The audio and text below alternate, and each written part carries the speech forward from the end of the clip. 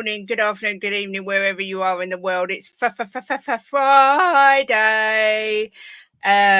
Is this the first full weekend without Premier League football? Because it was the FA Cup last week, wasn't it? So it's just Champions League final to go. But anyway, we've made it for another week. Today I'm joined by the lovely Jimbo, as always. Jimbo, how you diddling? Good. Thank you, darling. Good. And we've got a great panel as well. First up, we've got Mr. Jose from El Tel Cocorel. How are you doing, Jose? Good afternoon, Kate and Jim. Yeah, I'm fine, thank you. Looking forward to the weekend.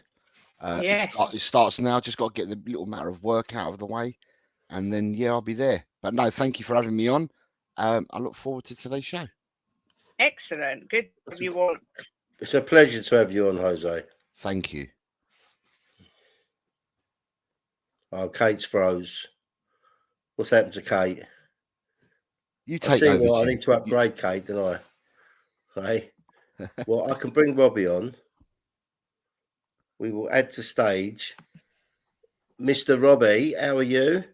Afternoon, Jimbo. Afternoon, Jose, and afternoon, Frozen Kate, and everyone in the chat. Yeah, she's back. Honestly, the bloody internet is driving me up the bloody wall. Jim, I think I'm going to have to do it downstairs and you do it upstairs because you can't control the room. You don't take over. You just go, oh no, Kate's frozen. Yeah, that's all right. He just brought Robbie in. Yeah, thank you. Oh, did he? Yeah, he brought Robbie in. I'll take it back. Robbie, sorry. How are you doing, Robbie? You well?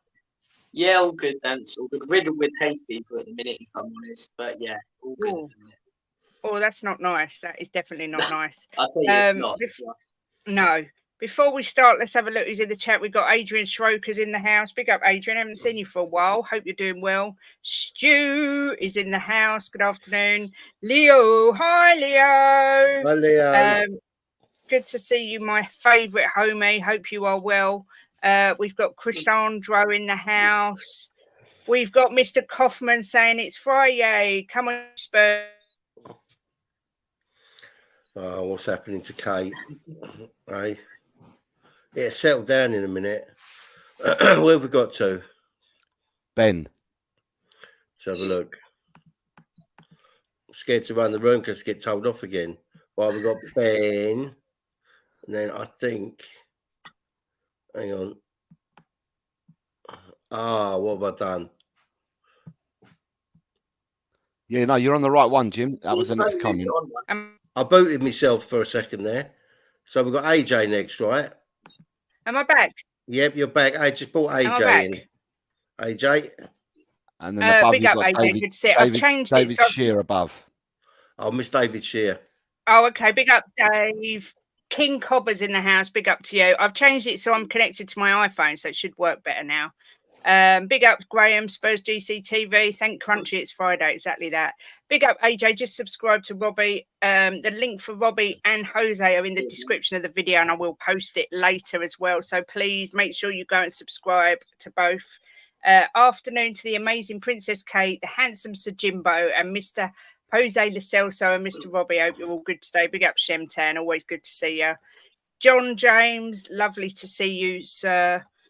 Big up to Steve as well in the house. Smithy is here. Good to see you, my darling. Also, Nick's in the house. Good to see you, sir. Kate had a call from her big time friends. Don't tell everyone. Good afternoon, Barbaric Disdain says, if we had an attacking force as good as this panel, we'd win everything.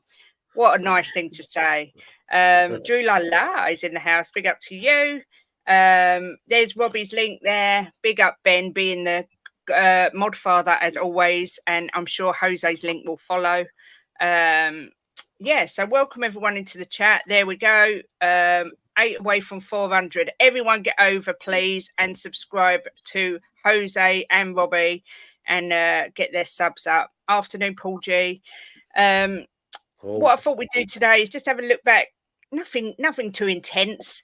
Just have a look back on the season and have a discussion about certain things. For example, the first subject, team of the season and why. Obviously, you've got Man City who stand out as Premier League champions again, but You've had some fantastic performances. Villa getting into the top 4. No one saw that coming. Arsenal pushing City till the end. Man United coming from nowhere to win the FA Cup. Spurs under a new manager. Palace exceeding expectations. Robbie, I'm going to go to you first and ask you, who is your... Shut up, dogs. Oh, my God. John James. That is far too generous. I don't know what to say. I've never had a donation like that before. I'm absolutely speechless. Thank you so much. You absolute legend. Wow. I don't really know what to say to that, except thank you 1,000 times over. Far too generous. Thank you very, very much indeed. Thank you, John, very much. I don't actually know what to say. But wow, thank you. Yeah, that's thrown me completely. Robbie, team of the season and why? Who are you picking as your team of the season for the Premier League this year? Oh, that's a good question. It's a tough one. I think goalkeeper, probably Vicario. It might be a bit biased, but I don't give a much. No, I don't mean positions. I just mean overall. Who do you think as a team? Right. I thought you were asking me to do a whole. Oh no, that would be a tough question. Yeah, team of the season. I'd probably say Villa. In all honesty, I'd say they've exceeded expectations, and you sort of expect City to win the league. You expect Arsenal to be challenging. I mean, if you're basing it off pre-season expectations, we've had a good season, I'd say. But I think Villa going from 7th to 4th, and obviously when Emery came in the relegation battle, so I think Villa. Yeah, I think that's a good shout. To be fair, Jose, do you agree? You're picking someone different. To me, the team of the season is going to be the team that wins the league and has done it for the 4th time on the trot. Okay, they were the favourites at the start of the season, but on paper, we know that the game's not played on paper, and they could have been pre-season favourites. They did win it in the last game of the season. It wasn't like they'd won it 3 months beforehand or anything like that. To carry on doing what they're doing and evolving their team and changing the way they play, they've done magnificently well to win that title for the 4th time. I mean, I watched Guardiola. Guardiola for me was a centre half all day long. Has always been a centre half all day long. Yeah. Goes to Manchester City. He's now playing him out left back. He's not only playing left back. He's getting up front. He's scoring goals. The way that he's made a Kanji play, Ake play, he's improved. Their defenders have improved no end at all, and the wheel keeps turning, and he keeps changing. His team season in, season out, and for me, it's something that everyone needs to aspire to, as to what he does and what Man City do. And I just think, as I said, the game's not written on paper. Although they were pre-season favourites, you've got hats off to the first team to ever win 4 on the trot. So for me, I've got to go Man City, I'm afraid. Sounds very obvious and boring, but that's my team of the season. Another massive thank you to John James, who's gifted 20 memberships. I'm trying to see who they all went to. Lee Smithy Smith, Spurs DCTV, Barbaric, Paddy Hartnett, Nick Brown, Darren West, Luton Dan, Tony Rodriguez, Mick Dundee, Taylor, Phil Coys, Lisa O, Tizzy's Universe, Willsey, Love Spurs, Dragons D Nuts, Chelsea Fan, Joseph O'Hanlon, Benito Sotelo. Massive thank you again, John. You're blessing me far too much. Thank you so much. And make sure everyone that was gifted a membership says thanks to John James. Absolute top man, lovely guy, and, well, a very talented musician as well. Says all out of love and respect to you, Kate and Jimbo. Thank you so much, John. You really didn't need to do that. But thank you very much. Jim, who's your team of the season and why? Jose's gone with City. Robbie's gone with Villa. Who are you going with? I was just going to ask, because I missed Robbie's one. He's gone with Villa. Villa, yeah. I'm going to be a little bit controversial here and probably get a little bit of stick for this, but I'm going to go with Arsenal. I think that they've been phenomenal all season. I don't think they've done a lot wrong. And to miss out by 2 points, to push City to 2 points to the league, I think I can't really remember Arsenal having a real bad patch. They just, at the end of the day, wasn't good enough to beat City. So I'm going to give it, my team of the season would be Arsenal. Yeah. I mean, I get it. I can see why you'd say Arsenal. I think had Arsenal ended up winning something, not necessarily the league, but won something, I would have gone with Arsenal. But the fact they didn't, I can't choose them. I'm going to have to go with the obvious and say City, the same as Jose. I think to get 4 Premier Leagues in a row, I don't think we'll ever see it again in our lifetime. And I won't be surprised if it's 5 next season. They're just different gravy. So for me, I'm going to be boring as well and say City, because I just think they're a phenomenal team. But everybody will have their own ideas. Big up Steve D says, hi Jimbo, Jose, the other fella, and of course the blonde bombshell. I'm lurking until the windows closed and everyone stopped losing their minds. Much love. Big up Steve, good to see you, sir. There is a lot of mind losing, but you know what, everybody's entitled to feel how they wish to feel. So absolute pleasure, peeps. Don't forget to smash those likes and subscribe. Thanks again, John. Thanks again, John. Don't remember them suffering from loads of injuries either. Is that Arsenal? Yeah, I think they were pretty lucky with injuries this season, I believe.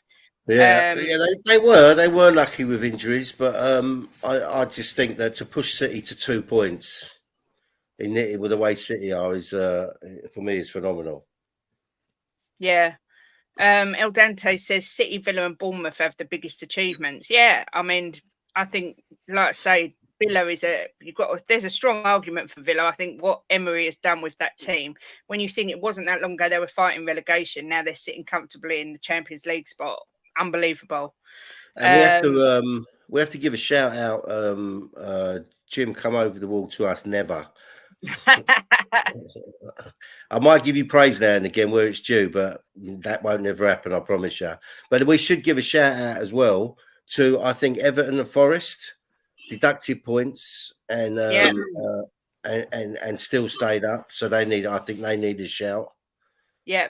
Like I say, there's lots of arguments for all different teams.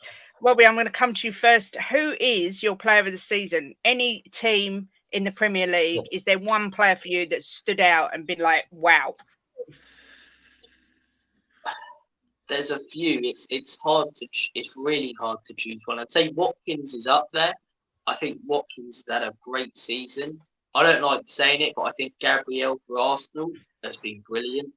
But the one for me, I'd go with Foden. I think he's been absolutely brilliant. You know, De Bruyne out injured, he really stepped up in the midfield for Man City. And some of the goals that he scored this season, I mean, absolute wonder goals. I think Foden's been excellent.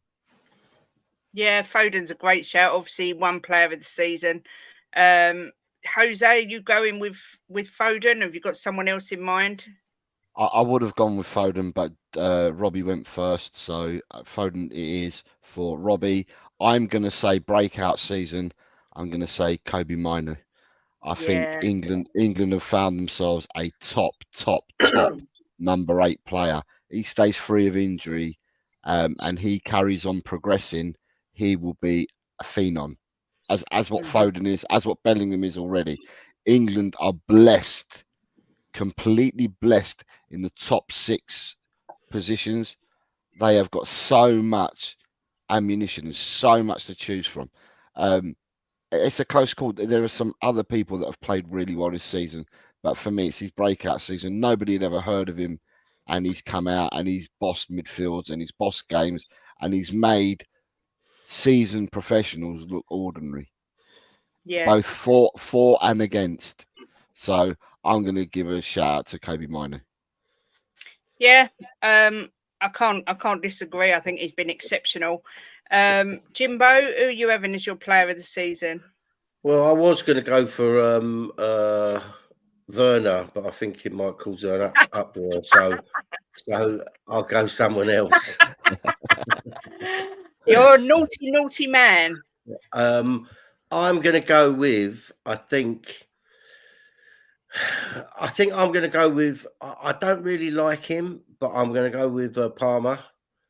Yeah. I'm not mad on him when I see him in interviews. There's something about him I can't pinpoint that I don't like, but he is single-handedly kept Chelsea right up there. And then Chelsea did kick in the other players, but I think that if he hadn't have been there, I think they would have been fighting right down the bottom. So, I'm going to go Palmer. He's been really impressive this season. He's really shown what he is. So that's who I'll go with. I was going to go with him or Saliba, but because I picked Arsenal, I thought I better not say Saliba. Everyone will think I'm a gooner. Yeah, well, I'm wondering if you've got a red shirt on underneath that shirt, Jim, but I'm not going to lie. I've got a hairy chest, darling, look. Oh, it needs. I am going to say who I believe to be the best player in the world and say Rodri, because I think if you take Rodri out of the City team, it's been proven they just don't win if he's not there. I think he is the most incredible player.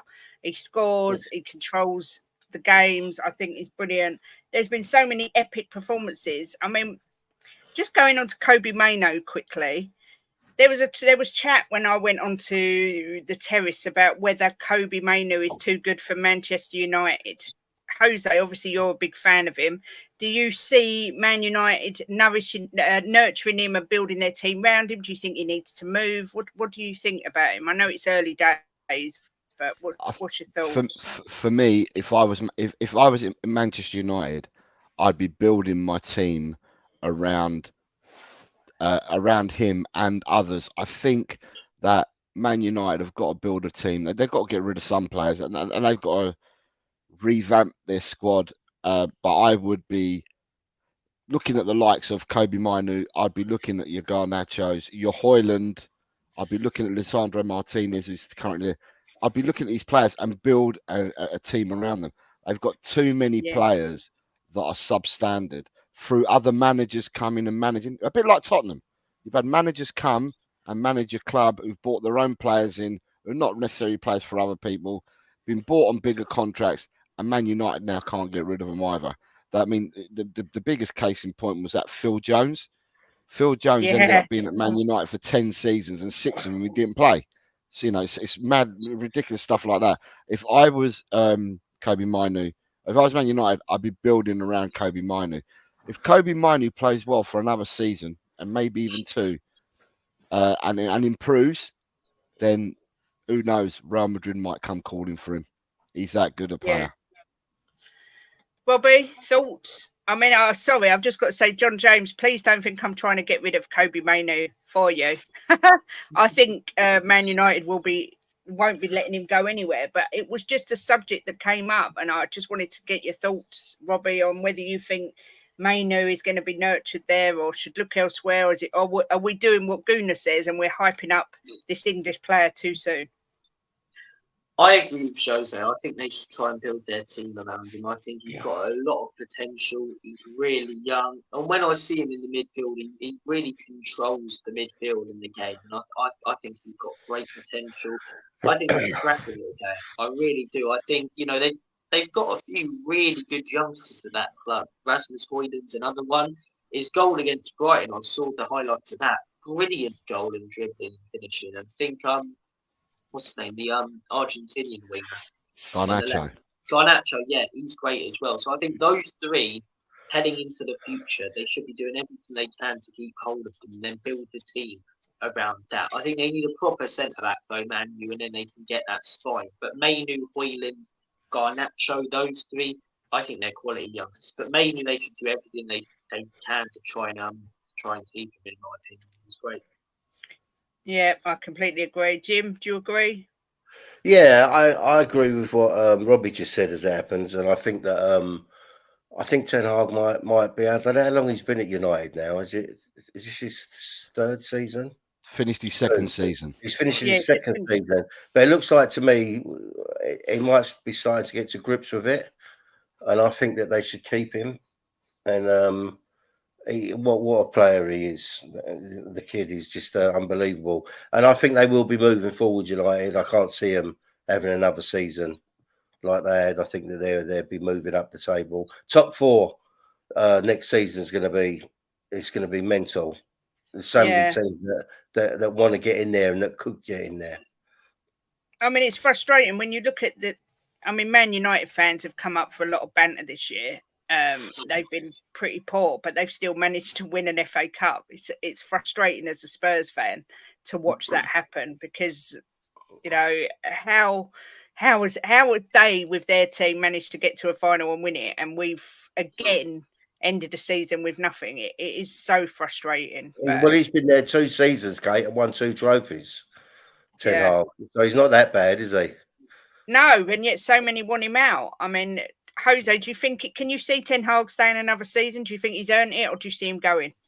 Speaking to a Man United fan who I play football with on a Wednesday and a Friday, and I congratulated him on the win at the weekend. And then I asked him the question, and he said he felt that Ten Hag would go because of all the rumours. He felt that Ten Hag they would get rid of Ten Hag. But he said that he may have got a reprieve because it's not just about the winning the FA Cup; it's the way they played and the way they outplayed Man City on the day, and that's what could turn heads and possibly keep him in the job. It's not just a fact. He said if we had won the FA Cup, you know, granted, if we'd won the FA Cup and we squeezed the win against them, won it, I still think he goes. But the manner of the victory and the manner of beating Man City. Playing them off the park, basically. He said that could probably give him a stay of execution. I mean, I don't know. I'm not an insider at Man United, but all the talk before the cup final was that he was a dead man walking.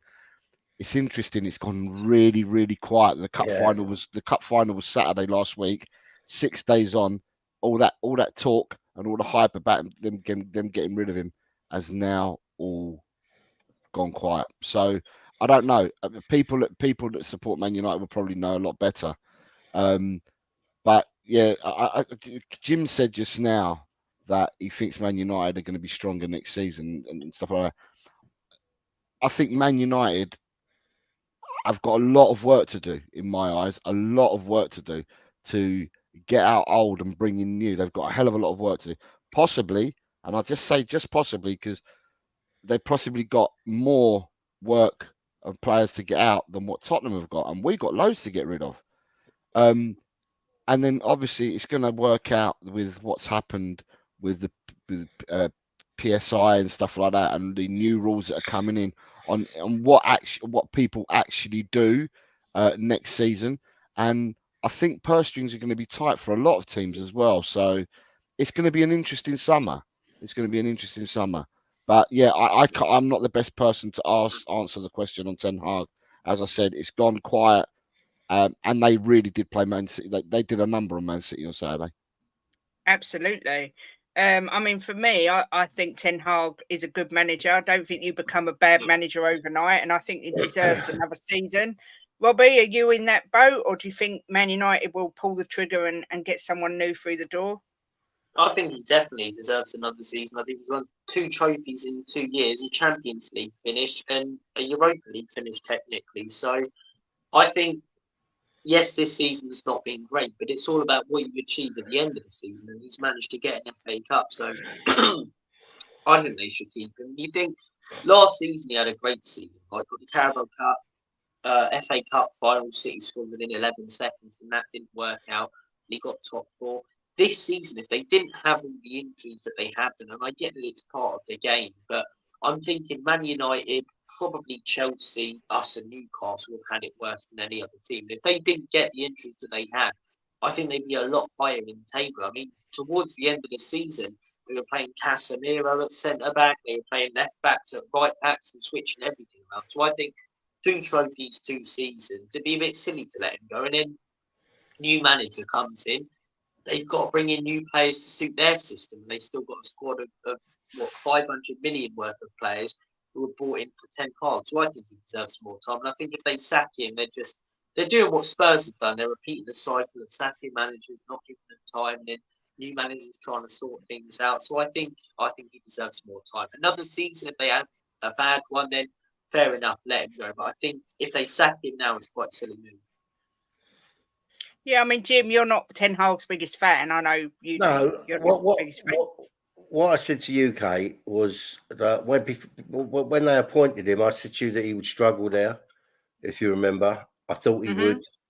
I thought he had a lot to do there. He took over a club that was pretty toxic at the time, and I thought that he would struggle. But it looks like to me, watching the end of this season, he started to get to grips with it a bit, and he's changing the way he's playing. And as someone put in there that he's had a lot of injuries, which he has had. But I mean, the Liverpool game and the City games that he won in the FA Cup shows you that he's a good manager. Because to beat them two, to win an FA Cup one after the other, you've got to have some, Jasper. You've got to have something about you. So I think they should 100% keep him. Right? If you'd have asked me halfway in the season, I wouldn't have said that. But he showed at the end, like Poch did at Chelsea, he was getting to grips with it. So I think, give him another season and see where he takes them. Yeah, I agree. Talking of obviously managers, Robbie, who's your manager of the season this season? Who's absolutely sort of impressed you or think improved their team, or however you want to look at it? Who for you has stood out as the manager of the season? Probably Iraola at Bournemouth, because I think Bournemouth, they came back up from the Championship a couple of years ago from being a yo-yo club. Last season, narrowly avoided relegation with Gary O'Neill, who did a really good job there. But this season, I mean, a lot of people, including me, were probably expecting them to be fighting relegation or go down. And they've ended up finishing mid-table and only got 4 or 5 points off a European place. So I think he's done a really good job there. I think he's implemented the system where, when I watch them, when they're occasionally on Sky or BT, they play some great football. I think he's done a great job. Close second would be Emery because of everything that he's done at Aston Villa. I think Ange is even up there, in all honesty, for his first season at the club. But I think I'm looking at the biggest transformation and the biggest improvement. And I think it's Iraola. I think he's done a really good job for them. Yeah, I think that's an absolute great shout. I really do. Jose, who for you has been your manager of the season?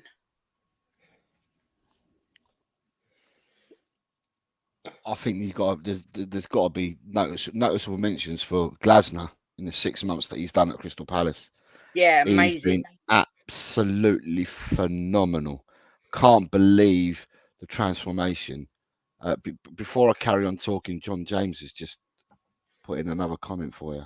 John, honestly, thank you so much. I don't know what to say. I just don't know what to say. I feel really humbled. With another massive super chat, said he's had so many issues to deal with from day one. CR7, Greenwood, Maguire, Sancho, the ownership is crazy, and now injuries, and he could lose his job. Crazy. I completely agree. I absolutely really rated Ten Hag. I think the problem was that he came to England and everyone expected him to play the Ajax way, and he hasn't. But I think he deserves at least one more season. I think the Ten Hag out brigade need to give their head a bit of a wobble.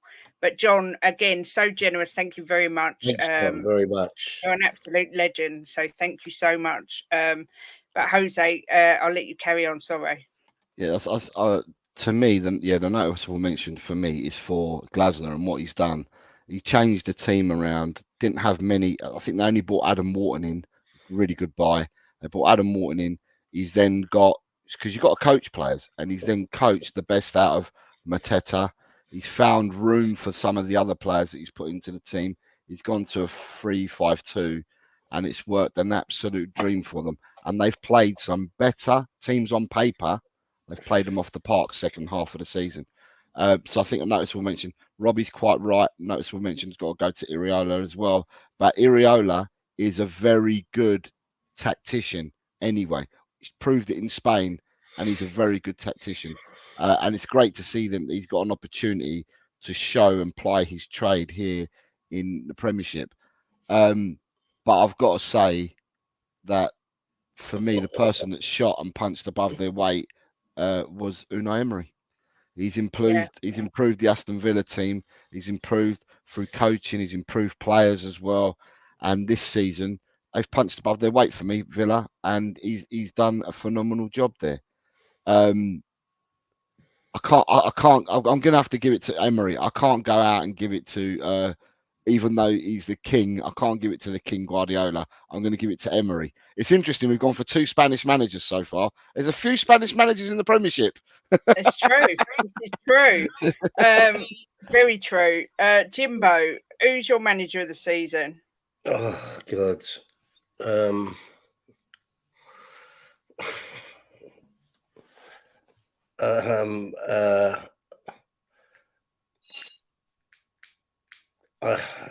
I think I'm going to go with, right. I think I'm going to say this. I think Arteta has done fantastic this season. My God! Listen, I'm not giving it to him. I'm not giving it to him, right? But I think that he's adapted this season. I think he's adapted really well. I'm not going to give it to him. I'm going to give it to the Everton manager. What's his name? Dyche. Yeah. Dyche. Yeah. Jimbo, say Ange at the tip of your tongue. Do you know what, Dave? I was going to say Ange because I think Ange is being discredited a bit. I think he's done unbelievable with the injuries we've had to get us up into 5th. I think he's done absolutely fantastic, and I just fucking I love Ange. I just love him. Right? Sorry, but I think I'm going to give it to Dyche. I'll tell you why I'm going to give it to Dyche. Because they Jim, I were in the wrong top. No, I just give credit where I think credit's due, right?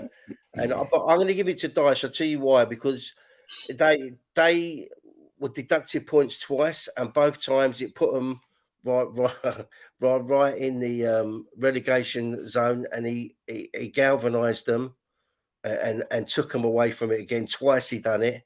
So I think that Dyche has done a miracle keeping them up. So I'm going to give it to Sean Dyche. Jim, you were giving me some serious heart palpitations for a second. No, I think I like to. Then you said Arteta. I was like, I like to be honest, right? And yeah. I think that he does this because last season we was all laughing at him, right? And this season he's done well. He pulled it together. So, but I think Dyche has done an absolute fantastic job keeping them up. So I'm going to give it to him. YouTube royalty in the house. We Are Tottenham TV and Dave are in the house. Yeah. What is going on? I'm incredibly blessed. And John James throwing money at me, like making it rain all over the place. I will ask this question in a minute. For me, I think. I mean, I saw Love Spurs said adapted, finished second last season, and then second again with a better team. I think Arteta has adapted. I think, and he's short. He's made the gap smaller, but he doesn't get manager of the season for me. I am going to have to agree again with Jose, and I can't see past Unai Emery for what he has done with Aston Villa. I think is sensational.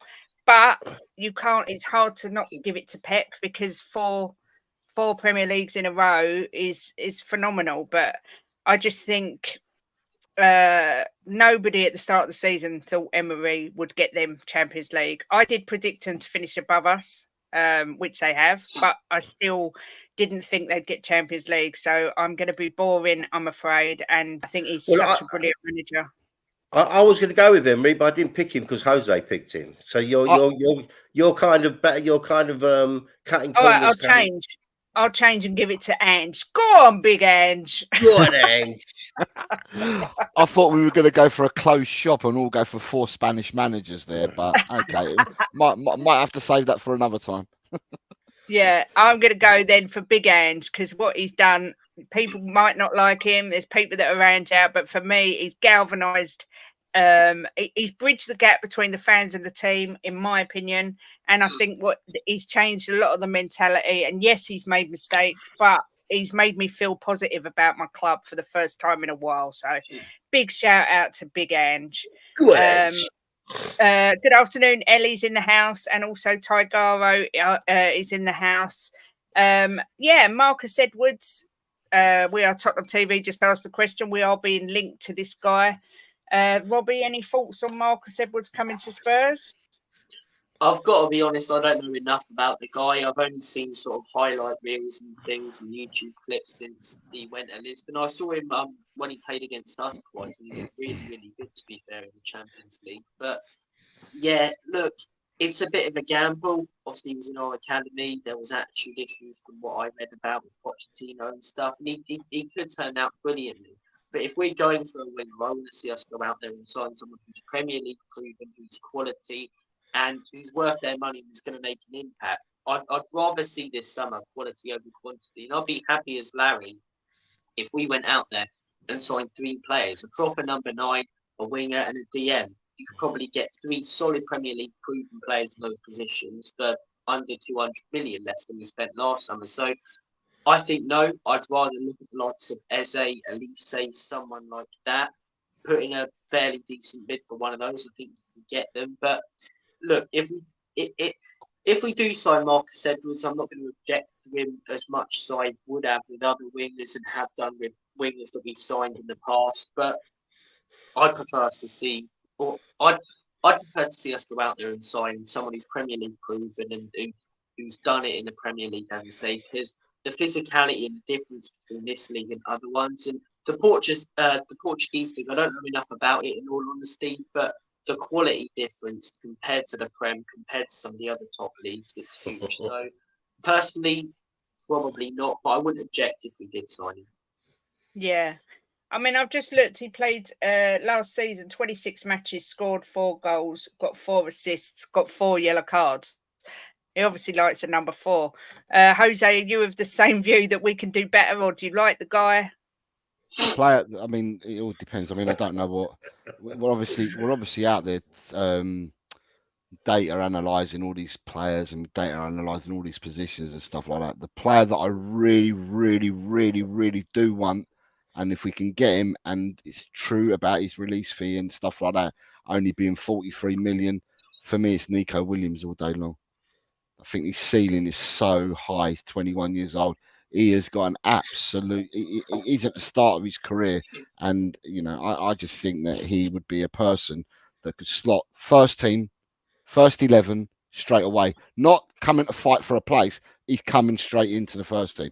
And what you need to do is you need to oust him from your team, not him oust others, because he'll walk into our team. And they're the kind of players I think we need to be looking for. So for me, if we can back we can back ourselves in the window, I'd like to see players like that of that ilk being brought in to play that position.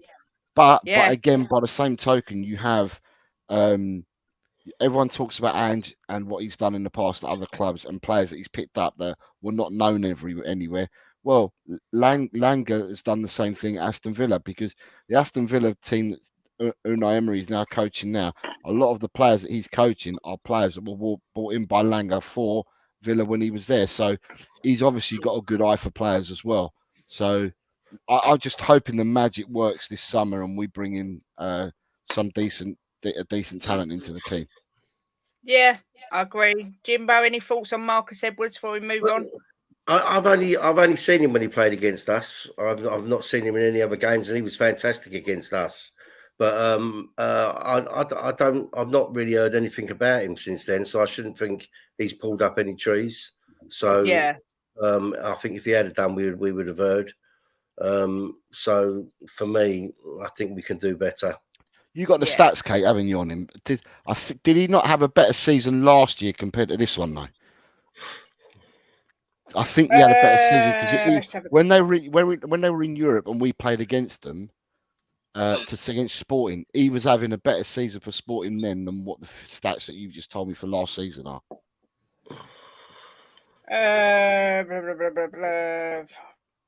I'm thinking that anyway. I might be wrong, but that's what I'm thinking. He had better stats. Let's have a look. The year before, 33, 7 goals, 9 assists. Yeah. Still 4 yellow cards, though. It's like he just likes to get 4 yellow cards. He likes to put his foot. He's always put his foot in. Yeah. To be fair, I think we can do better than him, but we'll see. We'll see. Flop of the season for me. I'm going Szoboszlai. He was bigged up massively to be the next big thing, and I just don't think he's cut it in the Premier League this season. So I'm putting Szoboszlai straight in the mix. But I am going to go Jimbo first. Who is your flop player of the season? Oh God. Can you come to me in a minute so I can think? Yes. Jose, Yeah, I'll go for you. Go to John James before you come. Oh my goodness. John James has gifted another 20 memberships. You absolute legend, John. I don't know what to say to you today. They've gone to Angus, Adrian, D&B, Swim Master Joe, Cantab, Danny Talksport, Erwin, Denzel, Lynch, Jay Ashraf, Nitrate, Edward Y of Oz, Faisal, Davo, Mitchell D, EPL Turf, George Carderash, James Joris, and Harry Richardson. Wow. Big yourself up, John James, you Thanks, legend. John. I don't know Sending what you to a say. massive snog your way. I will message you after. Thank you so much. Too kind. John James is definitely not flop of the season, that's for sure. But Jose, have you got any thoughts of who you thought would be amazing and who's been crap? Oh, this is a good shout as well. Mason Mount. He's been a bit of a flop. Well, I don't really think that's his fault. They haven't been playing him, have they? No, but when he played, he was crap. It was awful when he played. At the start of the season, teams were walking through Man United at the start of the season when they played him, Fernandes and Casemiro midfield. We walked through them. We only won 2-0, but we were walking through them. I remember Wolves in the previous game walking through them as well. So when he played, he hasn't exactly pulled up trees. So he could be a good shout. I'm going to say Enzo Fernandez at Chelsea. Oh, good shout. Yes, I think good Enzo shout. Fernandez has been. I think Enzo Fernandez is probably a good footballer, all right, but I just don't think he's cut out to play the system that Chelsea were playing. And it's interesting that Chelsea have picked up when he got injured. When he got injured is when Chelsea picked up towards the end of the season, because then they were playing Caicedo and Gallagher there, and then that's when they brought in Madueke. They had room to bring in Madueke and play Madueke, Palmer, Jackson, and Mudryk. They had to change their system when Enzo got injured, and they improved no end. So I'm going to say Fernandes from Chelsea. 100 and whatever million he cost. Yeah, that's a good shout. Robbie, who's your flop? Yeah, Fernandes is a really good shout. Calvin Phillips as well is a really good shout in the chat. But I don't think there were really high expectations for Calvin Phillips, in all honesty. People really thought he'd do all right. But I think Nicholas Jackson, I didn't know a lot about the guy, but pre-season there was a lot of talk from Chelsea fans, a lot of hype about him.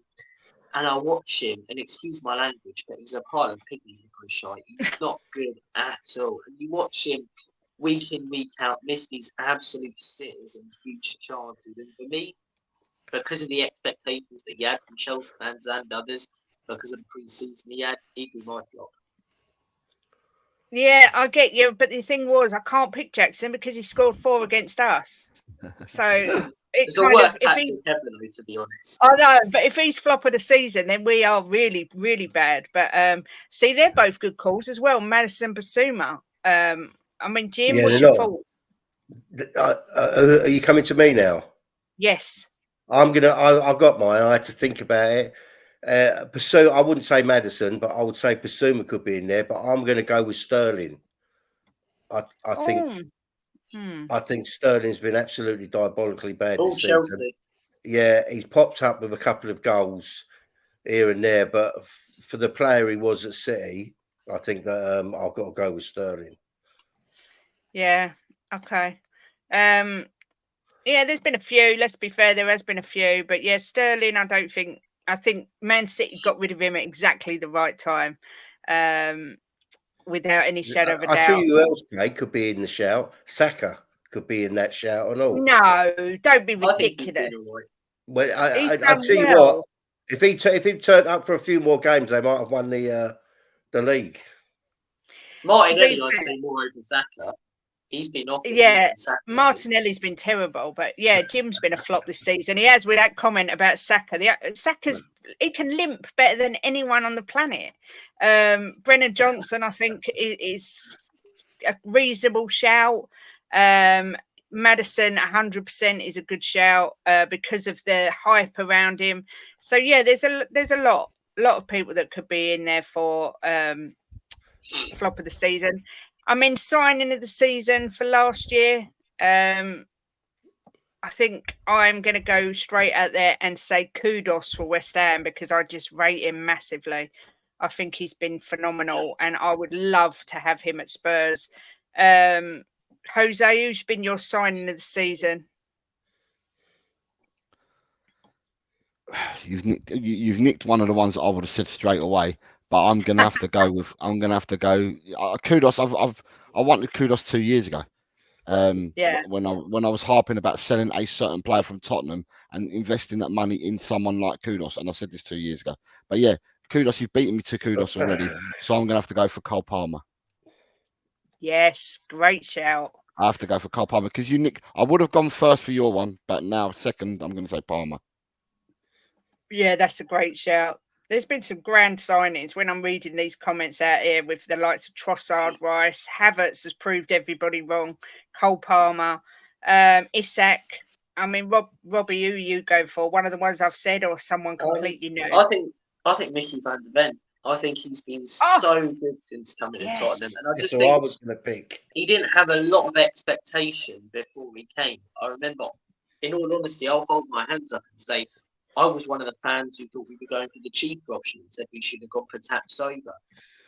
But in my opinion, he's one of the best defenders in the Premier League at the minute. And the way we play with a high line where our whole team's on the halfway line sometimes, we wouldn't be able to do it without him. Without him playing that system, we'd be mid-table. The amount of recovery runs that he makes. I remember Jose, you said that you called him the blanket. Because He is the blanket. Constantly covering for our wing-backs. He's so good.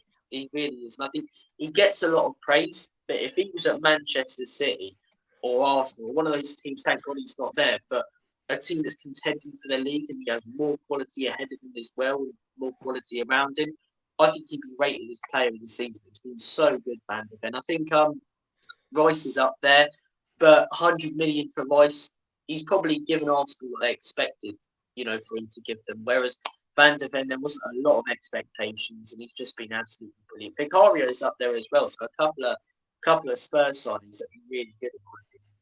Yeah. Jimbo, who's been your signing of last season? Well, I was going to say VDV, but Right. Robbie beat me to it. So I'm going to go. Oh God, it's so hard, isn't it? Timo Werner says Ben.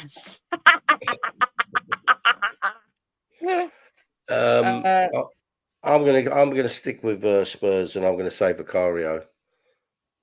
Fair enough. I think that he's come into the Premiership his first season, and I think he's done fantastic.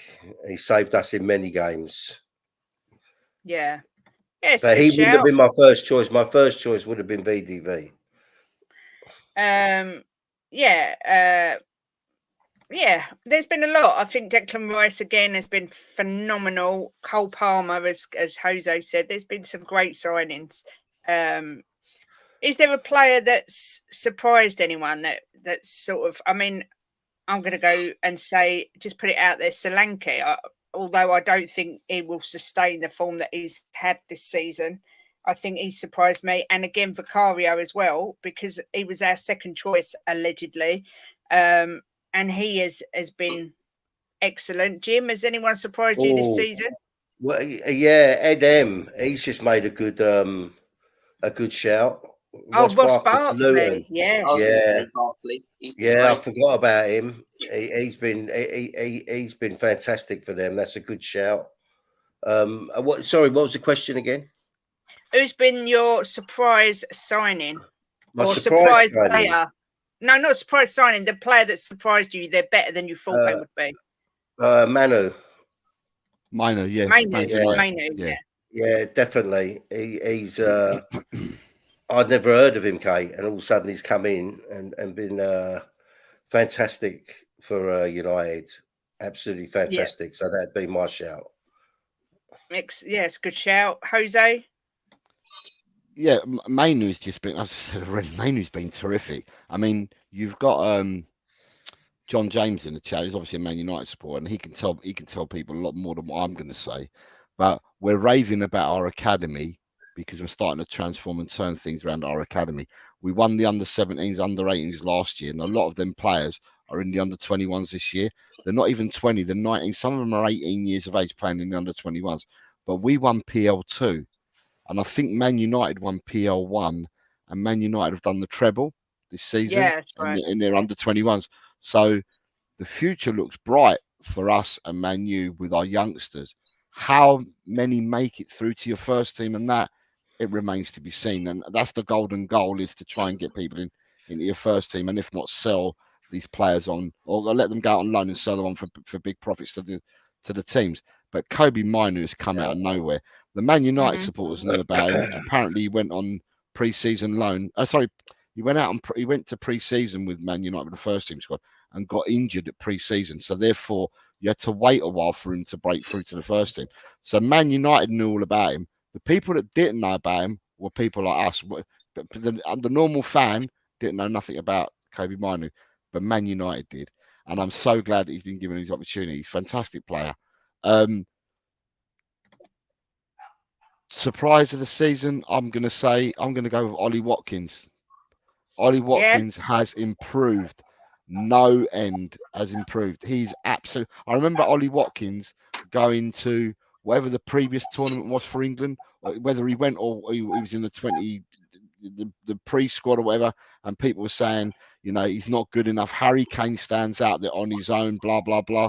Well, I'll tell you what, Harry Kane's now got an understudy, because Watkins is that understudy. Watkins has jumped the queue from a lot of forwards. Tony's fallen by the wayside. Calvert-Lewin's fallen by the wayside. Tammy Abraham's fallen by the wayside. Watkins has overtaken everybody, and he's definitely Kane's understudy.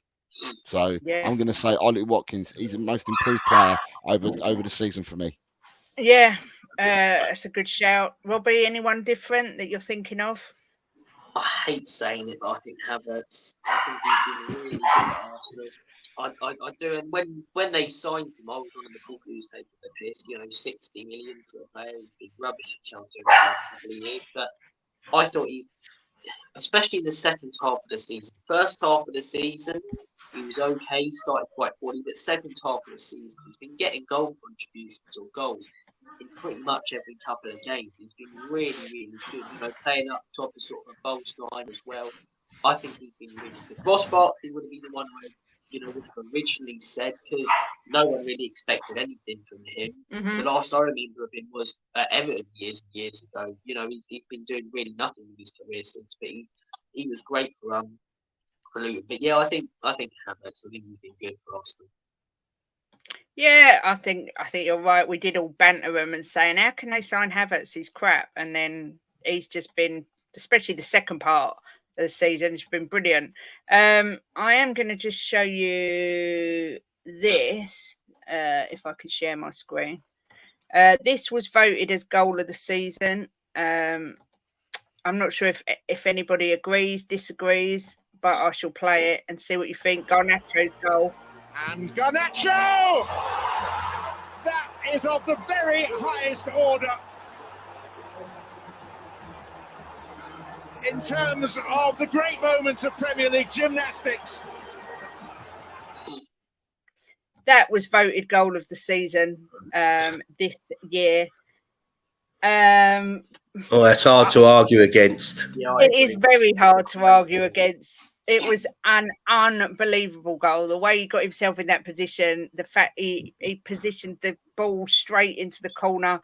Is there any argument from anyone that there should be someone different? I think, Kate, it's very, very hard to pick a goal of the season, because there's so many great goals through the season. But that has to be up there with a shout, without any shadow of a doubt. But there's been so many good goals, God. Yeah. Can I ask Mark CFC? He said, how is that goal of the season? I don't know how it's not goal of the season. It's just the most incredible goal. it's not one where you watch and you go, that was fluky. It was It's right on the edge sensational. of the box as well. Yeah, and he was moving backwards at the time. I mean, Jose, have you got any others in your mind? I mean, we've got Pedro Porro's against Burnley, Foden against Madrid coming here. Any goals that spring to mind for you, or is that for you and the out and out goal of the season? That is the goal of the season, but I'm going to give a noticeable mention to Prue, right? Because I'm going to have to say the 2 goals he scored against Everton in the 2-2 draw were absolutely sublime finishes. First touch, ball laid to him, first touch, and both the goals pinpoint accuracy, and they were taken. And if you take the player's name off the shirt, the name off his back, if you put a different face on him and that, people would have said, "What brilliant goals!" But because it's Richarlison, he gets hate and he gets hammered for it. But them 2 goals were two really good goals that I think he scored against Everton were really good goals.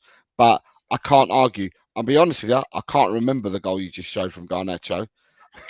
Wow. I couldn't tell you whether it was this season or not. But looking at the goal that you just showed, yeah, I don't think I can remember anything better being scored this season, to be honest. No. Robbie, I mean, there was obviously, just quickly, we'll give a shout out to Caicedo on the last weekend of the season, scored from the halfway line. That was an absolute classic as well. But any goals that stand out for you at all, Robbie, or you like?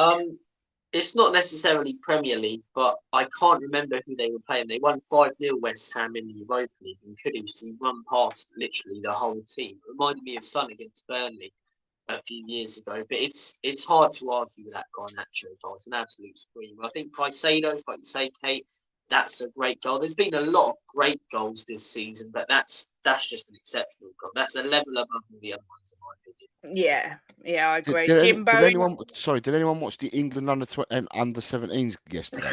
Yeah. Did you see Italy's equaliser? It's a good goal, yeah.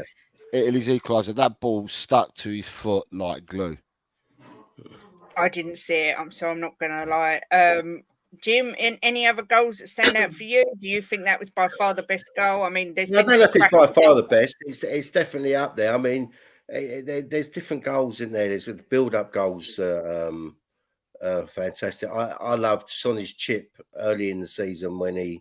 And Darwin Núñez's chip as well. That was so brilliant. Yeah. I don't know if you guys have seen Championship either, but Ipswich scored a goal earlier in the season where they played it through the whole team. It was belted into the top corner outside the box. So I didn't see the game, but I've seen that goal time after time again when I put on Sky Sports or Twitter. That's an absolute goal. Just the build-up and then the finish. There's been so many good goals. It's really hard to pick one out, but I mean, they've picked that one, so I wouldn't argue against it. I thought it was a fantastic goal. Yeah, I think that's fair. I know he did miss some sitters, but I love goals where they chip the keeper. It's probably my favourite type of goal. I don't know why. Someone said if he hit it 100 times, 99 would end up in the stands, which is probably true. It probably would, but that one time he got it right when he needed to. It was a screamer. Exactly. I totally agree. We've got some questions that I did save. So Arne Slot taking over at Liverpool next season. I don't particularly see much of a drop-off, providing they keep their key players. I do think they'll be challenging again. Robbie, are you expecting Liverpool to drop off a bit, or do you think they've got the momentum there? It depends if they lose the likes of Van Dijk, Salah. I think if they do and they don't invest in good replacements who are close to that level or on that level, I think they could drop off a little bit. And even if they keep those players, they're getting on a little bit as well. So I don't think they'll be contending for the league next season, but I also don't think that they'll be battling to get into Europe. I think probably 3rd, 4th, 5th, one of those 3 places is where Liverpool will be. I wouldn't be surprised if they win a trophy as well.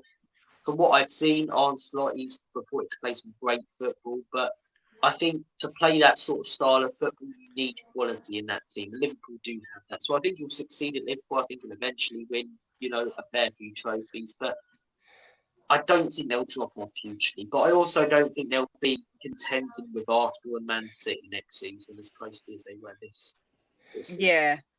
Yeah, I hear that. I mean, Allison and Salah rumoured to be leaving. I saw an article yesterday that said Allison will 100% be there next season. Don't know how true that is. I mean, what do you expect from Arnie Slot, Jose, for next year? Arnie Slot, talent ID, master. Absolute master at talent ID. A lot of, Robbie's alluded to a lot of it at the moment. It's who do Liverpool retain? Are they going to retain the whole squad they got at the moment? Is he going to be allowed to invest and bring players that he wants in? I think it's like anything. When you bring in a new manager, there is some bumps in the road because you've got to learn the manager's way of playing and stuff like that. People have to get used to the coaching style and that. And I think he will develop players in the long run because it's not an overnight thing that you judge someone in their first 2 months of them being at the club. It's going to be something that's going to take some time. I think he will end up having a really good footballing side over time. Not too sure whether that happens straight away next season for me. A bit like last year. Last year, if you looked at the league and you looked at the placings of some of the teams last year who didn't make Europe, let's say last year, and then you look at the teams that haven't made Europe this year, or the teams that fought and that were lower down. I think that the league next year is going to be, I think it's going to be tighter than what it was this year. And I think the gap with points will be closed up by some teams, and some will not close that gap. I mean, last year when Newcastle finished fourth, I said last season, I think Newcastle have done really well to finish fourth last year, but I don't think they're going to finish in the top four. And I think we'll see a drop off next year. And that's exactly what happened this year. And they were really unfortunate with injuries, by the way, as well. But I think that the league becomes tighter next year, and I think a lot of people will be taking points off each other. But I can't see Liverpool winning the league next year. I can see him improving the team, getting them to play his way by the end of the season. But I think there'll be bumps in the road for Liverpool. Yeah, Jimbo, are you expecting Arnie Slot to come in and challenge, or do you think there'll be a drop off from Liverpool? No, I don't think he'll come in and challenge. I think a lot to do with Liverpool will be the second half of the season. Once he's had half a season there and got them together, and how he wants to play. So I think I don't expect too much first half of the season, but we are talking about Liverpool. I mean, they're just always up there and they're good. But I think second half of the season for them is going to be massive. Absolutely massive. Yeah, I agree. Guna says, what do you think Ange needs to do to save him? I'm not sure that he needs saving as such. Exactly. I think he needs to be back this window and he needs to show us exactly what Ange Ball is. I mean, Robbie, what's your thoughts on Ange? And do you think he's in danger of losing his job at this stage, or how do you feel about the situation at Spurs? You're on mute. Oh yeah, you're on mute. I've just realised you'd started talking. Sorry about that. I think if he's not back this summer with the quality that we need and positions that we need, and he continues to play a style of play without adapting whatsoever, I think he'll be gone by the end of the year. I don't want that. I want Spurs to stick with the manager and give him real time to try and build his team. But we know what this ownership's like, and I'm hoping they change. But I just think if he's not back with quality and he doesn't adapt, he'll be gone by the end of the year. I'm not asking him to change his system. I don't want to see him park the bus, but sometimes tweak it, sometimes drop the line back a little bit. Because if you're playing the exact same way every single game, week in, week out, against the top teams in the Premier League, teams will figure you out. And this season, a lot of teams have back three, very, very narrow, caught us on the counter with our high line with quick wingers. And the majority of the teams who have done that and perfected it have won. You know, even Arsenal's Arteta, they had, 30% possession at our stage, and they were 3-0 up at half-time simply by doing that. I just think I want to see him given time. I'm not Ange out whatsoever. I think for the first season, he's done very well. But how it ends up next season in the future all depends on this summer window, in my opinion. It really does. Yeah. I'm really hoping we go out there and sign an Isak. We go out there and sign a Paulinho. Because if he gets the quality for this system, it can work. it really can work. A lot of, systems like this, Guardiola plays a similar style of play, and it really works because he's got the quality. But if he doesn't get the quality, I think he'll be gone by the end of the year, but I'm hoping not. Yeah, I mean, Ben really truly believes that Poch will be our manager by Christmas. But Jose, how are you feeling about Ange? What do you think he needs? Ange doesn't need anything to save his job. Ange is the person to take us forward. I said it last year. I'm maintaining it this year. I'm 110% behind him.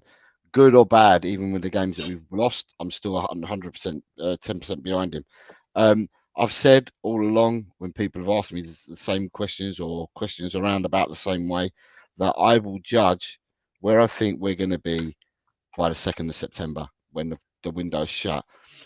You don't have to go for all these high profile £80 million players, although some would be nice and pleasing on the eye. You don't have to go for them. You just need to go for players that are going to fit the system, be the right type of player that's going to integrate within the team and gel within the team and not rock the boat, and be a team player going forward. And I'm hoping that we do get 5 or 6 signings this summer that will challenge, not come in and be prepared to be second best, but will challenge or will be first team players come the start of next season. I alluded to earlier, we've got Langer here now, who's a great talent ID scout, and he did really well for Villa. The fruits of what he took to Villa have borne fruit now this season with Unai Emery. I'm just now hoping that with one year under their belt, because they would have started their work at the end of the last summer transfer window in identifying players. I'm just hoping that the team at the back, so McDermott, Langer, Munn, if you want to call Munn into this parity, I'm just hoping that they've worked and done what they needed to do, and they start bringing players in June onwards. I have full faith in him. I have full trust in him. I think we will be better next season for it. Long may he continue as our manager. Yeah, I kind of echo what you said. Do you have any thoughts on Ange and what he needs? Yeah, he's done well in his first season, considering injuries and whatnot, and his first season into the Premier League, which is a big jump for him from the Scottish League. So let's see what he can do this season. I think he's going to do well. I think he will adapt. He did adapt towards the end, didn't he? Maybe a bit late. Could have maybe got that fourth spot if he'd have adapted a bit earlier and made some changes. But I'm 1,000,000% behind him. And next season it's going to be huge. And look, we got to be honest. The big question is, right, Levy backing him. That's the question, and we're going to find out this summer if he's got the cojones to back him. So if he backs him, I think we'll do really well. If he doesn't, and then I think he'll walk anyway. Yeah. Do the panel think Werner will be a backup to Son? Jim and I discussed this Wednesday, and we both said yes, we do think it'll be a backup to Sonny on the wing. Jose, do you see him being put as a striker? I mean, how do you see Werner? I know it's difficult because the transfer window's not open or closed. So, but on face value at the minute, I'd like to see Tottenham. I keep maintaining that I want 6 players to come in, regardless who we've bought already. I want the 6 players to come in. I want 2 to play, either buy a 9 and somebody else that can play across the front 3, or buy 2 players that can play across the front 3. Because it worked for Liverpool when they had Mane, Firmino, and Salah, and they interchanged and they all played in across the line. I want to see 2 more players brought in. Now, with the 2 players being brought in, that means that Richarlison cannot be sold. Richarlison's got to be there, because otherwise we're dropping off our numbers up front. Although in saying that, we're going to pad up our squad next season because we're in Europe through our youngsters, and our youngsters that are coming through, all the hype and all we hear about our youngsters seem to be the midfield and forward players. Don't hear much about defenders from our youngsters. I would like to see, if we're going to put Son back out on the left, then I think Werner does become a backup to Son. But I will say that with Son, seeing Son out on the left, I used to remember when Son used to you could burn past the player, and I just haven't seen enough of that. Now, whether it's because he's been playing in a different formation, in a different system, and in a different position because he's been playing up a lot down the middle, remains to be seen whether he's as effective as what he used to be on the left-hand side. So yeah. Robbie, do you see Werner as being a backup to Sonny? Look, I'll be 100% honest. I really don't like the word backup, and I'll explain why. Because you look at the top teams in the Premier League and other top leagues, and for example, Arsenal, Manchester City, Liverpool, they don't have backup players. They have healthy competition for places in the team. They have players who can rotate. And if we're buying players who are simply there to sit on the bench, and if someone gets injured or is having a bad game, come on, we should be looking for higher standard. Arsenal don't look at Trossard as a backup. They look at him as healthy competition for places. All the top teams, in my opinion, in this league, the three top teams, the season just gone, they don't look at players like backups. They look at players, okay, this player's going to contend for that place. And then if you have a bad game, you've got someone right there to take your place. Whereas Timo Werner, as a backup for Heung-min Son isn't going to be worried. What's going to happen if Heung-min Son, has a bad game? We dropped for someone who scored 2 goals since he joined us in January and has the worst shot conversion rate in the club. I just think we shouldn't be looking for backup players. I've said since towards the end of the season, I've said, in my opinion, we need quality over quantity. I don't want to see us go out there and sign 6 or 7 players to be okay. We need an out-and-out number 9. We need a winger who can come in and do a job, and we need a proper DM and anchor man in there with a bit of muscle and physicality. Paulinho, Isak, Eze, or at least say, Solanke or Paulinho. Go out there and sign 3 players who are going to make a difference in that team.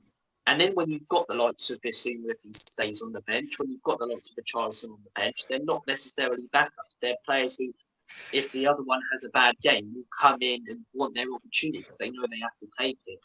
In my opinion, it's about getting healthy competition in our team and not bringing in players who are backups. Because for me, it just shows a lack of motivation. Yeah, I completely agree. Sorry, I was reading the comments. Obviously, it came out yesterday that Arsenal are looking to sign this Benjamin Sesko. He's only 20, £45 million, quite highly rated. I think Arsenal are 2 players away from winning the league, one of them being a top striker, and I'm not sure this is the guy.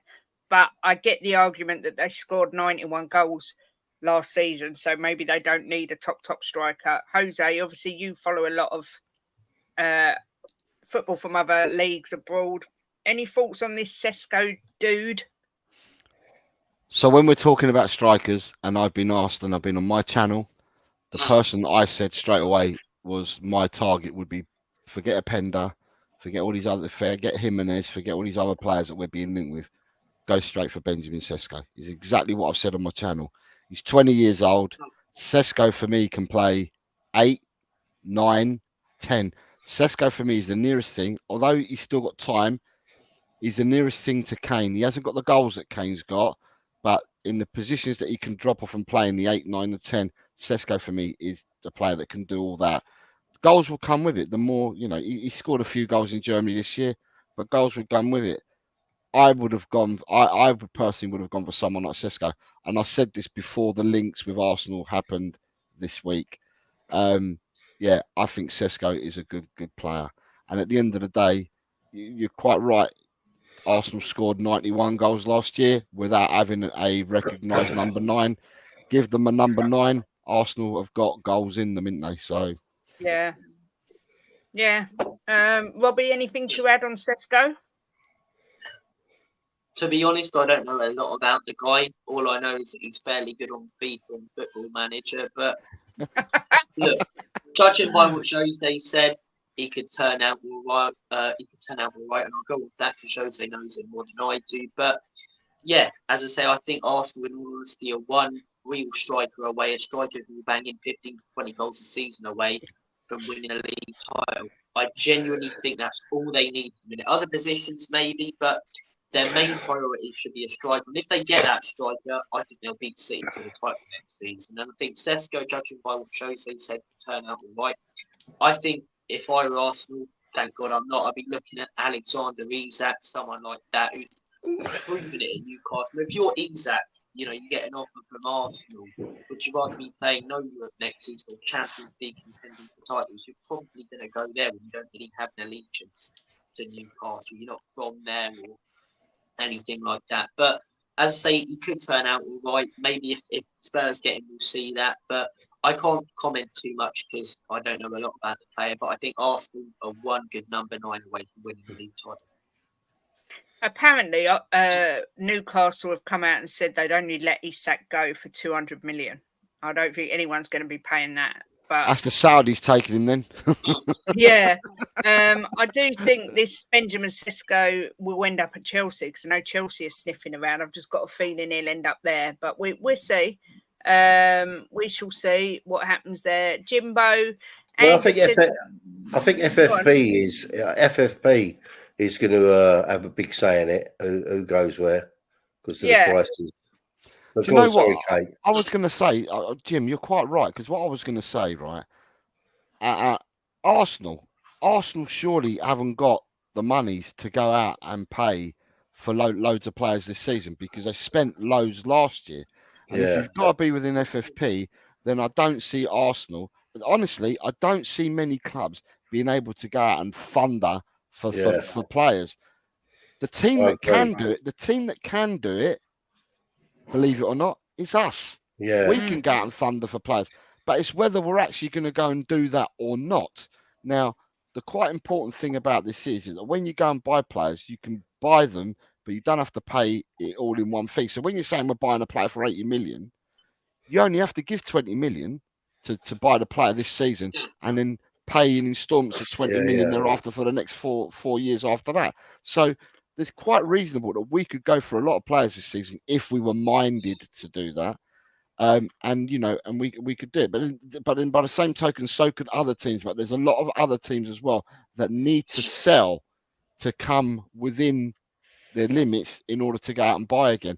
And I'm not sure whether Arsenal, because they spent, who did they buy last year? They bought Rice and Havertz, and they bought one other player as well. And is it Timber they bought last year as well? Yeah. Okay, so them 3 players must have cost over £200 million. All right. So you can't tell me that they're within FFP. They're going to have to do something as well. Yeah. So I can't see all this money. They might be able to go for a player for 45 mil, but if you're going to try and go for Bruno Guimaraes as well, like they're saying, some people are saying here in the chat, Bruno Guimaraes is going to cost you north of 60 million.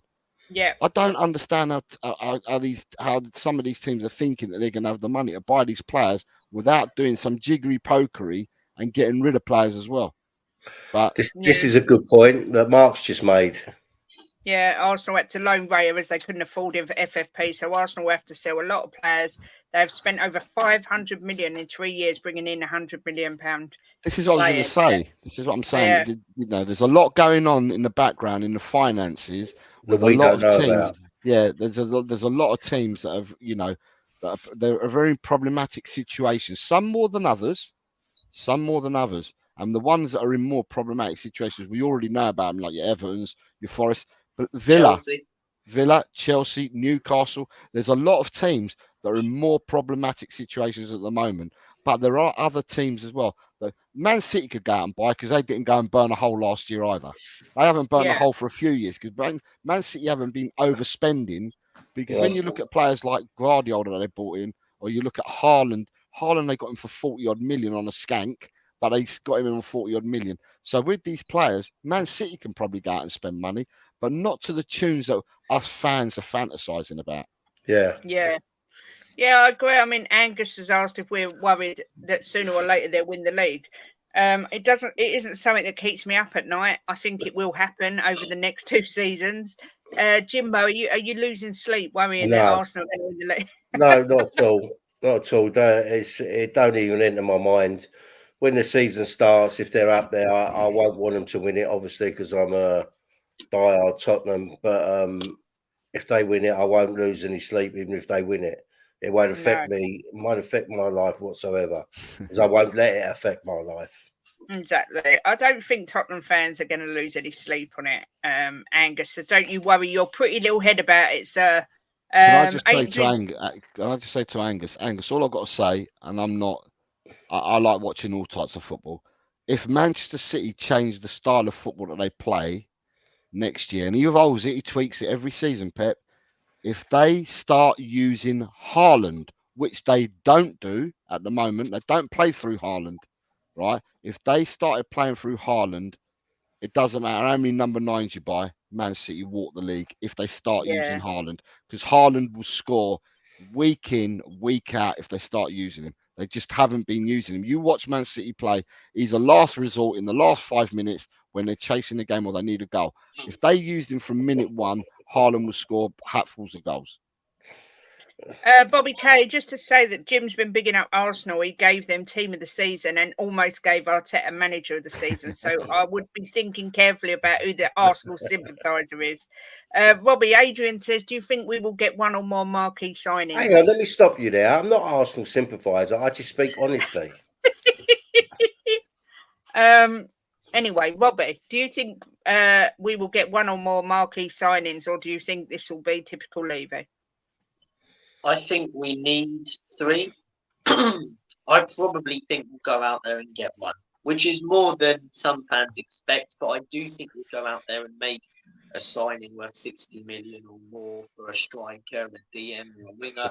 But in my opinion, we need 3.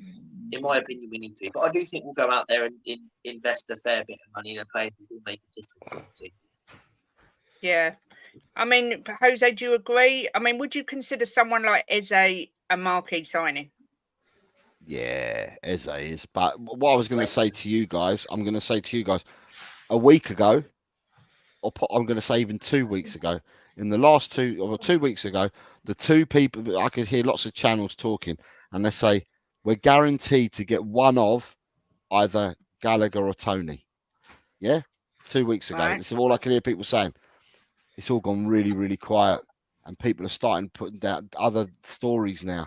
So I'm just like, it's like the wind. It changes, you know, who people believe we're going for and who we're nailed on to getting that.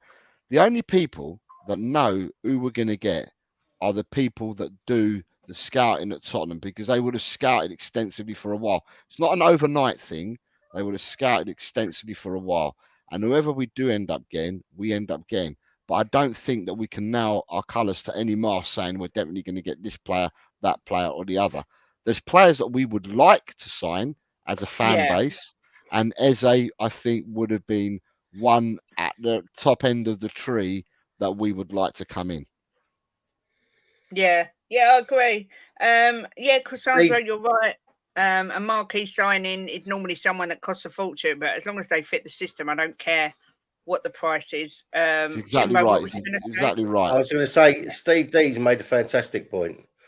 Exactly that. They weren't marquee signings. Yeah. Van der Ven and Vicario. People were having meltdowns about both of them. So, you know, it's difficult. I would like to see Eze come in, but Elise looks like he might be going to Man United. So would they let Eze and Elise go? I mean, that's like the spine of their team. I don't know if they will let them both go. I think Gallagher may well happen. Everything seems to have gone quiet about Tony. He was linked to Arsenal. He's been linked to us. Don't know what's happening. It'll be a case of waiting and seeing, I think, more than anything. But I know you people are shouting about Man United and Elise, Kate, as well now. But I'm telling you, Man United are not clear of the woods with this PSR stuff either. They're nowhere near clear of the woods. They got to clear their decks as well. And as I said earlier on in the show, we're kind of in a similar place, Man United and Tottenham, because we got to clear our decks. The only thing is that we've got the clout with PSR. Man United haven't, but they've got to clear their decks as well. So there's a lot of work that they need to do. And Ineos have come out and said already that they're not going to go and throw everything at it and fall foul of all these rules. They said that they're going to have to stay within the rules themselves. So I'm telling you, it's going to be an interesting summer. Some people are going to fall and some people are going to die by the actions that they make this summer. Yeah, 100% agree. just asked this from John James. Do you think Salah will leave? Robbie, I'm going to come to you first. Massive links with Salah and Saudi. Do you see him leaving Liverpool this year?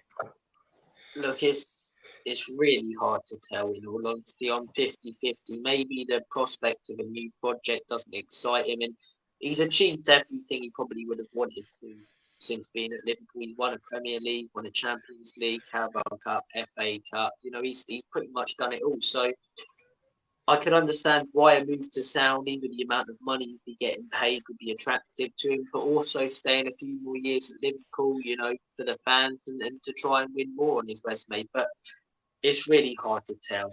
I'm no ITK. I can't provide any insight as to whether I think he's going to go or not. But we'll see. He's definitely been great for Liverpool. Last couple of years, he's not quite been up to the standards I'd say that he was a few years ago. But we'll see what happens. It's hard to tell at the minute. Yeah, Jose, do you see Salah at Liverpool next year, or do you think he'll leave? It's interesting because the Saudis have come out and they've said that they're changing their mode of operation. They've said that they're not going to start. They said that they threw all their money that they could at their marquee signings and older players last year, and that they're going to do a different route this year. And this year they're going to look at younger players to sustain their league.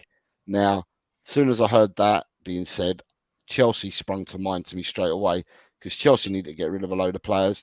And a lot of the players that they bought in haven't worked out for them as well. And last year, Saudi clubs saved Chelsea by taking Koulibaly. They took the goalkeeper. They took Kante. They took a few players off Chelsea's hands, which would reduce their wages. And I thought as soon as I saw that, with the little in that they've got through the 5% investment through some of the Saudis, through Todd Bowley's investment companies and all that, Chelsea have got a little loophole there. And as soon as I heard them say that, I thought to myself, here we go, Chelsea are going to get away with some stuff this year. But in saying that, they have turned around and said that they would throw money at two signings. They break the mold for two signings.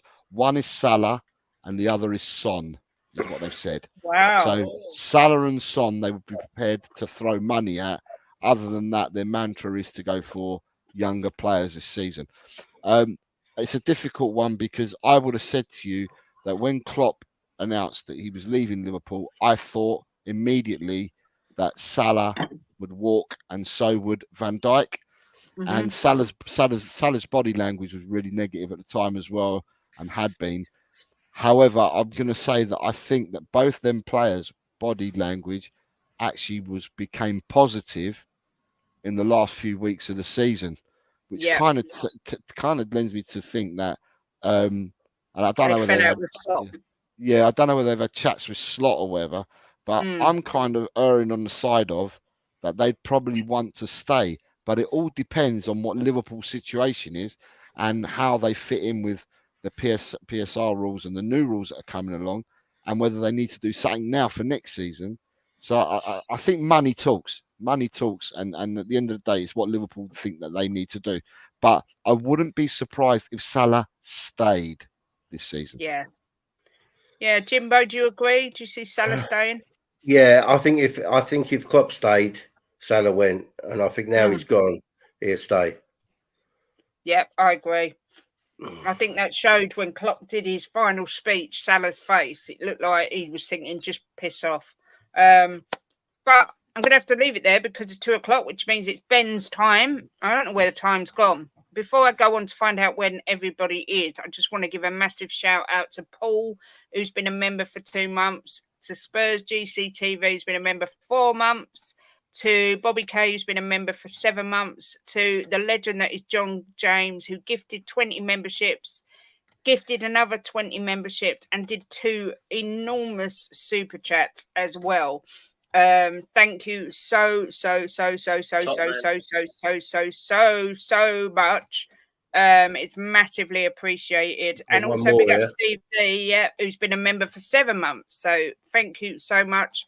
Thank you to Robbie and Jose for joining today and making it such a great show. Robbie, when can we find you next, young man? over at Lily White Lane, all types of Tottenham content if you want to come over and check it out. But keep supporting Jose, Kate and Jim, everyone in the chat. It's been a pleasure. Take care of yourselves. Up the Spurs.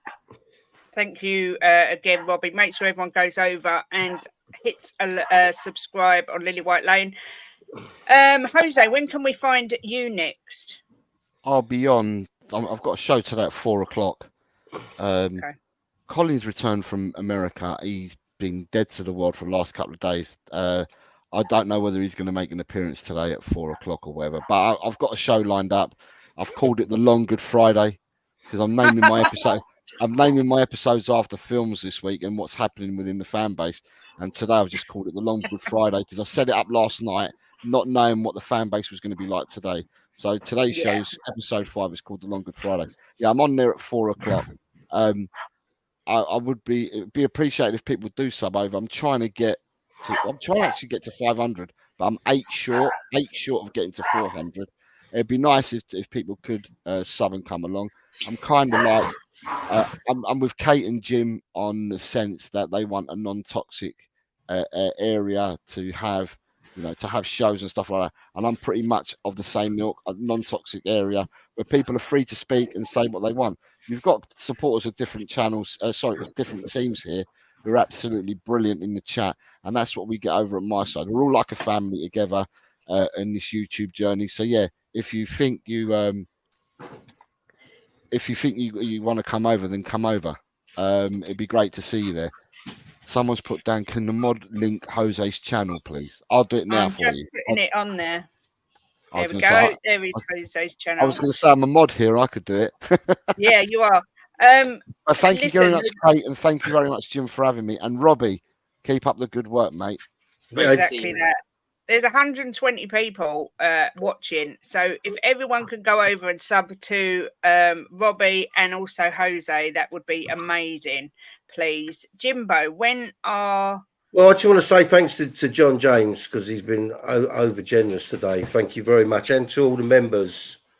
Yeah, big up Smithy. I saw your one come in late. So big up to you as well, Smithy. And I want to say about Jose, I think people should show him a lot of appreciation because he spends a lot of time doing the season predictions. Must take him hours. There's over 100 people that do it. So I think the least people can do is go and subscribe to him and get him to that 500 mark because he deserves it. Thank you, Jim. And Robbie, young man puts in loads of work. You just got another subscriber there, Mark CFC. Thank you, Mark. But yeah, make sure everybody supports each other. That's what we're all here for. And people, while you're in the show at the moment, can you hit the like button 3 more times for this show? Because if you hit it 3 more times, we'll go past the 50 mark. So 3 more likes. Yes, yeah, come on, peeps. You're on 47 at the moment, Kate. 50. Okay, we've got 50. Brilliant. Well done, everyone. Thank you. Well done. Yes. Thank you. It's been a great show. I've really enjoyed it. It was nice to not just talk about Tottenham and spread it out about some other teams. So really enjoyed it. Thanks again, Robbie. Thanks, Jose. Make sure you all go over, subscribe. Massive thanks to everyone who's commented, liked, and a huge extra special thank you again to John James, who is a walking, talking, living legend. Have a great day. Have a great weekend. We're back Monday. I'm not sure what we're doing, but we'll be here. Make sure you go over and subscribe and join Jose at 4:00. Did you say it was? Yeah, 4:00 today. 4:00 today. And as always, come on, you Spurs. Go on, Jimbo. Come on, you fucking Spurs. Come on, Spurs.